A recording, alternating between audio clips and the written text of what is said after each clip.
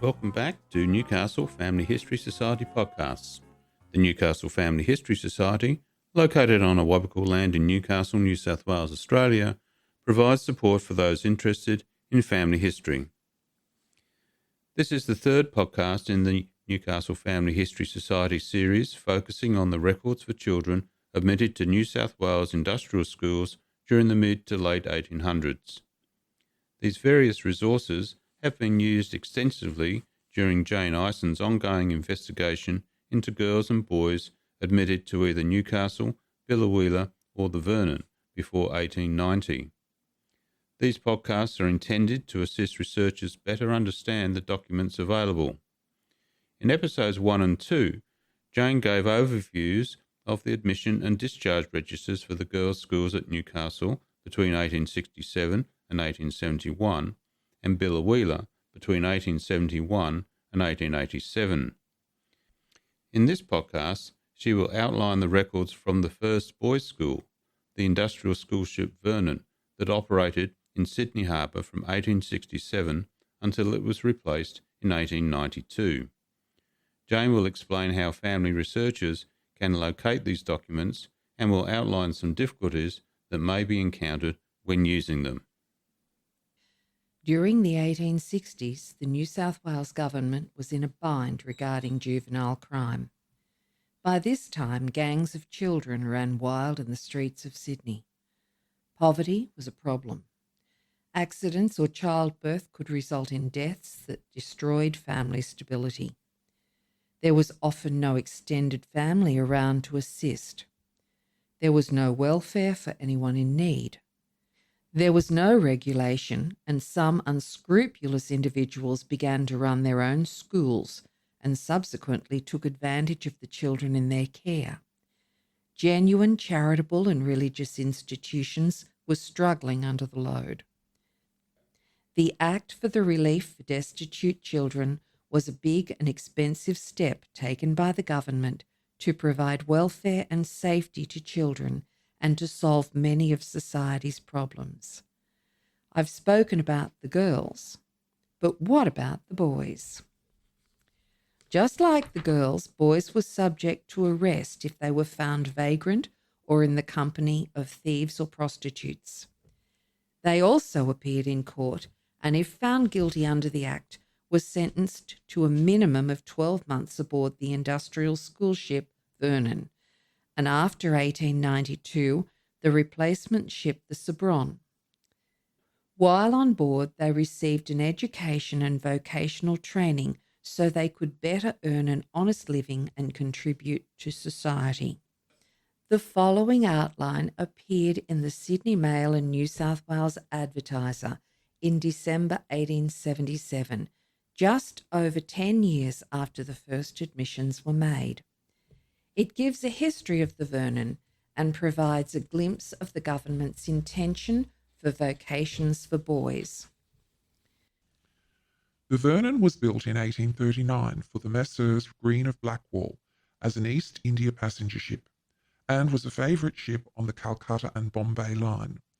She was fitted with side wheels and had an engine of small power. One wheel was washed away off the Cape of Good Hope, and they were then taken away altogether. In February 1867, she was fitted up for a nautical school under the Industrial Schools Act of 1866. The first boys were received on board on the 20th of May. Since then, 697 have passed through the books, and 452 have been apprenticed to various callings, principally as farm and general servants. The first apprentice went to sea and is still following that profession. The demand for shore work far exceeds that for the sea, unless the grown lads were permitted to join the Navy. The majority of those apprenticed have turned out well. Some are in Queensland and Victoria, but they are generally scattered over New South Wales working for themselves. Nearly all the reports from masters who have apprentices are favourable. The work of the ship commences in summer at 4:30 a.m. and in winter at 6 a.m. with breakfast at 7. Then schoolwork and trades all day with dinner at noon. On Wednesday forenoon there is general sail drill, and on Saturdays they clean the ship. On Sunday, weather permitting, boys go to church. On Friday morning, they are examined at the guns, and occasionally they are landed on cockatoo and drilled with rifles. So, who were these boys, and how do you know if your ancestor was one of them? Since I first undertook research into the boys and girls committed to the industrial schools, it has become very evident that far more boys were admitted to the Vernon and its replacement ship, the Sobron, than there were girls admitted to industrial schools or reformatories. The article above reported that by December 1877, nearly 700 boys had been admitted to the Vernon, but by this same date, only about 400 girls had been sent to Newcastle or Biloela. It has also become evident that the names of less than half the boys admitted to the Vernon between 1867 and 1886 have survived to reach state archives. Unlike my success in identifying the names and sometimes family details of missing Newcastle and Biloela girls, recreating a list of admissions of missing boys is far more complex and far less successful. This podcast will outline the major limitations in researching ancestors who were Vernon boys.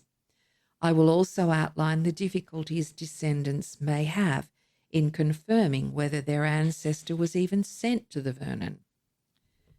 A researcher's first clue to any industrial school admission, either boy or girl, is likely to be from an article in either the newspaper or the police gazette, both of which are easily accessed through Trove's online newspapers.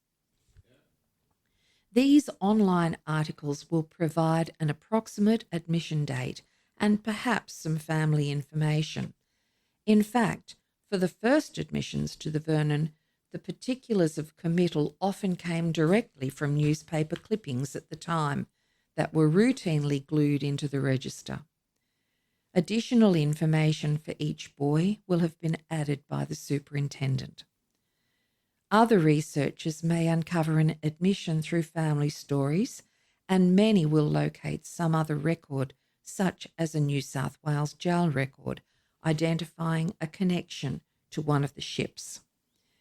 Because an admission was considered to be a part of an individual's previous criminal history, any jail record identifying the Vernon or Sobron as a location should be considered as evidence of an admission, even if nothing else can be located.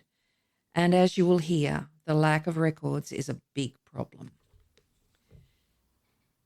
The original Vernon records, New South Wales State Archives, NRS 3906, and those of the Sobron, NRS 3902, are held at New South Wales State Archives. The Vernon admissions commenced in May 1867 in a blank ledger, probably containing 250 pages. For over a year, the name of each admission was recorded across 2 facing pages. From September 1868, this system changed so that 2 boys were recorded on each double page. At some stage before October 1883, the government designed a 2-page pro forma to record personal information so that details of each boy again appeared on a double page. There was never a discharge register for boys, as admissions and discharges were recorded in the same book. There are 12 surviving registers in total, 7 volumes naming Vernon committals, and a further 5 volumes recording admissions to the Sobron. These original records may be accessed on microfilm and on Ancestry. So, if your Vernon boy was admitted before July 1877 or after April 1886, then there is likely to be a wealth of information about him and his family in one of these 12 surviving registers. Other than deliberate lies told at the time of admission or difficulty in transcribing the handwriting, the greatest problem for family historians is accessing the registers. Unlike the names of industrial school girls who were admitted, there is no easily available online index for industrial school boys unless they were younger than 8 and were temporarily admitted from the ship to Billawheeler until they could handle shipboard life.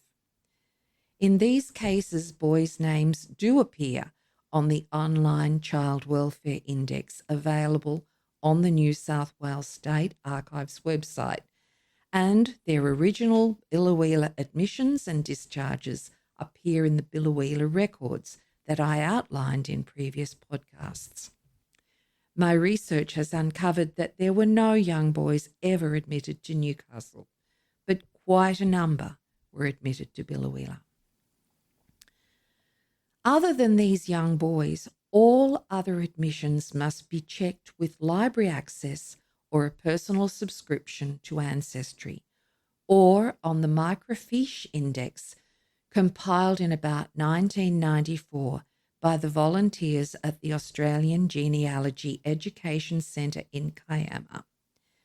This index shows names and dates of admission and whatever discharge particulars were recorded in the surviving registers. Accessing this fiche and an appropriate fiche reader is limited to specialist libraries.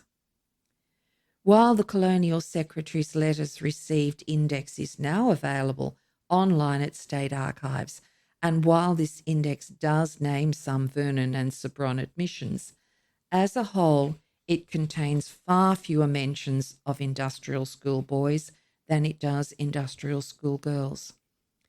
It therefore should not be considered a comprehensive list of admissions. The Colonial Secretary's Letters Received 1826 to 1896 will be the subject of a future podcast in this resources series. But what if you have a name and there is no surviving admission? There will be many researchers in this predicament. As far as can be ascertained, all admissions to the Sobron have survived, but there are some Vernon records that are misfiled, and no records survive for the almost 9 years between July 1877 and March 1886. And this is a major limitation for those researching Vernon boys. It is currently impossible to accurately calculate how many actual registers did not reach State Archives, but it is believed that at least 4 didn't make it.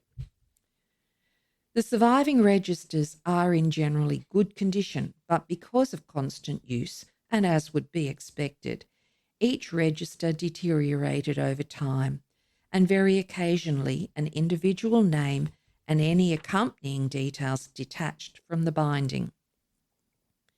This individual record was then either misfiled or was lost.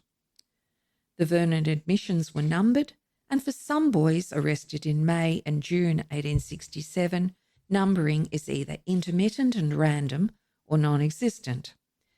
There are a number of misfiled names for these boys. David Bowie's name, yes, David Bowie, appears at the beginning of the 1868 records. Charles Little, John Little, and John Harvey appear at the beginning of the 1869 records, and John Cassidy's name appears in the 1870 records. I remind researchers to think about what they are viewing, as with these individuals there will be no correlation between an admission date in the register and any newspaper article that is found. Between 1877 and 1886, with the inexplicable exception of the admission of Charles Webster in October 1883, no other names or details remain, and this 9-year gap accounts for hundreds of missing boys.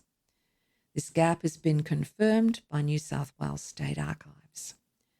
Using the figures from the annual superintendent's reports, a calculation provides the astounding number of a minimum of 930 boys whose names are mostly unknown. Calculating exactly how many names have not survived is ongoing. Only the original annual reports are likely to identify exactly how the two superintendents calculated the number of boys readmitted each year. This calculation is believed to have differed between James Mean, who died in 1878, and Frederick Nettenstein, who replaced him. My in-depth study of the records strongly suggests that Mean rarely, if ever, re-entered the name of a boy, whereas Nettenstein seems to have always re-entered the boy's name if he was returned. It is therefore not yet possible to deduct known admissions from total admissions made until the 30th of June 1886. What is certain is that by the 30th of June 1888, 2,010 boys had been admitted to the Vernon. An added problem in calculating total admissions is that during this period, boarding out was commenced. This practice began during the period when the records have not survived, so an arrival cannot be assured, especially if the boy was young. From at least as early as 1886, some boys appear in newspapers, in transit jail admissions, or in Billawheeler records as Vernon admissions, but were boarded out instead of going aboard the ship. In addition to the volumes that have not survived, there are also individuals whose admissions cannot be found in the remaining registers. Details of the boys named Edward Cassidy and the brothers John and Thomas Cassidy, alias Cuddy, who were admitted in December 1871, cannot be found. Research into these boys is ongoing. The sheer number of unidentified admissions presents a shocking figure for family historians, as many of these children went on to marry and have families. This important aspect of their early life, and potentially also their family details, are therefore lost to their descendants. Might your ancestor be one of them? Ask yourself these questions. Is my ancestor difficult to track or locate? Was my ancestor a bit of a rogue?